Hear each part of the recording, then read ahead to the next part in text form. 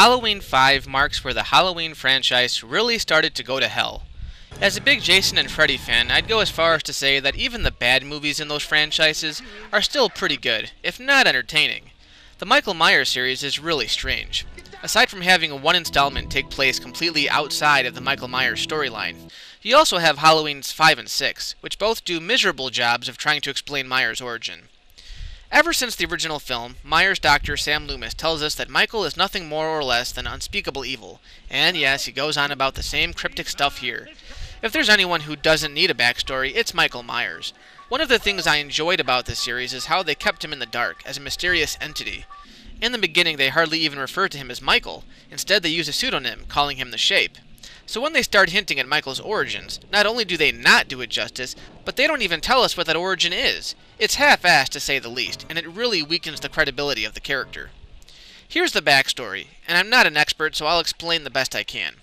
To the best of my knowledge, both Halloween 5 and 6 were both filmed with one script in mind, but were later altered as post-production took shape. However, the filmmakers left certain elements from earlier drafts in the finished movies, so often what we get is part of a side story that never gets explained.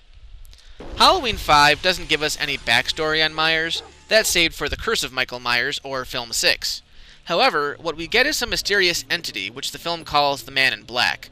However, both the Man in Black and Michael Myers are played by the same guy, Don Shanks. The most we see of him are his back, although in one shot they reveal a triangular tattoo on his wrist. We find out in Halloween 6 that this symbol is called the Thorn, which again goes back to Celtic rituals, but that's for the next film. We learn that this symbol somehow links the Man in Black to Michael Myers. He seems like a cool character, although it's strange to have him show up this late in the series. He wears these shoes and has the presence of a cowboy, kind of like Roland Deschain from the Stephen King Dark Tower novels. There's only one problem. Even though they show this character throughout the film, they never explain what his purpose is, why he's there, or what he has to do with the story, which is thin enough as it is. One would assume that they were saving that explanation for another film. I could almost buy that if the sixth film was released shortly thereafter, but it didn't come out for 6 years, which is quite a long time to have the audience waiting on a cliffhanger. So right there, the film feels unfinished, and it really seems like there was a plot thread that was left in and was never dealt with. That's the movie's first fault, but it also has a ton of others. The one thing I do like is how the film opens. Traditionally, we think the villain in a slasher film dies, and so in the sequel, they usually find some dumbass way to bring them back to life. In this film, we find that Michael didn't actually die, he just got weak and spent the next year unconscious at some farmer's cave. I never liked how he always goes unconscious. He just woke up from a coma after 10 years, and now he's taking another nap? I thought there was no rest for the wicked. So the following Halloween, we find Jamie Lloyd, played again by Danielle Harris, holed up in a mental institution after attacking her foster mom. We find out pretty much right off the bat that she is now linked to her uncle, Michael Myers, and can think and feel everything he feels. It's really not a bad concept, but I think Harris is terribly misdirected in this film. Her jerky movements are really over the top and distracting. At times I wasn't sure if I should feel sympathetic or if I should laugh. Sam Loomis is back yet again. I don't want to give the impression that Donald Pleasence is a bad actor. At times he's the most entertaining part of these films, but after sequel of him promising he knows how to kill Michael Myers and continuously failing, he starts losing credibility, and he's still giving that stupid Michael Myers speech. Enough's enough. Can't we segue into Who Wants Pie? Something different than... But you never looked into his face, did you? You never saw his eyes.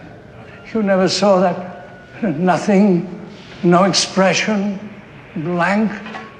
My memory goes back 12 years. For Christ's sake, spare me the speech. I've listened to it for a decade. His purpose in this film, aside from regurgitating his lines from the past films, is to get Jamie to tell him where Michael is, but her girlish innocence won't allow her to betray her own blood. What about your stepmother, Jamie? You love her, don't you? He made you stab her. This is a fascinating concept, and honestly, it's really the only fascinating thing in this film. I never much cared for Michael Myers to begin with, because the mask he wears limits him from any sort of personality. But in this one they changed his design yet again. It's only been a year. How could he change that much? What, was he going through puberty? In the fourth film he looked much older, but in this film he looks like a teenager. It's really weird and nowhere near as threatening as the past Michaels. Plus, they throw in comic relief for no good reason. There are these two dumbass cops that try to come off as Laurel and Hardy, but it's offbeat and just not necessary. Listen to the stock music when you first meet them. All clear. Nothing above, nothing below. What about Max? Adobe, right? This is not happening to me. Max! Max, what have you done? I'm so embarrassed. It's what we're here for. Rescue cats. Find dogs. That's a job. And we love it. There's also this scene where Michael Myers wears a different mask, posing as Tina's boyfriend. There's something creepy about this scene, so I won't put it down, as it at least tries, but I have to say, the mask itself is ridiculous, and envisioning him in this thing is pretty funny. The film is the most boring one yet. There's not a really high body count, and when someone finally gives us the satisfaction of dying, it's a death that we've seen before in other horror films. This film is really a fine example of too little, too late. The first death occurs about half an hour into the film, and it's one of the central characters. Of course, it has to be a survivor from the last movie. And when she dies, no one mentions it again. Sure, we stumble into her body at the tail end of the film, but this is Jamie's foster sister. Shouldn't Jamie have sensed that her sister died? They make no mention of it, and she doesn't even go out with a bang. More like a fizzle.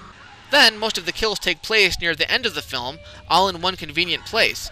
It's just not very evenly paced, and again, the kills are really lacking. The ending, where Loomis calls to Michael, telling him to meet him at his house, is pretty chilling, but it's pretty anticlimactic. Michael, go home. Go home!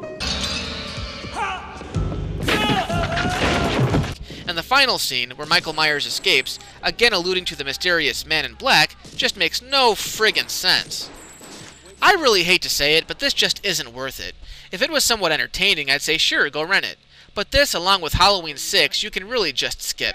It's a boring movie, one of those films that spends its time setting up the suspense, but never delivering, and the plot holes are really unforgiving. And yeah, I know it's a horror movie, but I'm tired of using that excuse to defend the genre. It only came out 1 year after Halloween 4, which is the shortest gap between Halloween movies. This is one of the movies that kind of makes the franchise stick out like a sore thumb.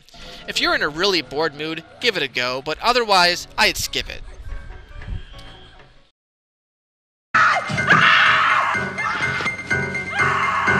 Take me, but spare my friend! She's a virgin. Got her phone number? You think that's funny? Hey, no, man. No, hey, just a little Halloween prank, okay? Definitely not funny. Somebody could easily be dead right now. Fortunately, we're lousy cops. Sorry.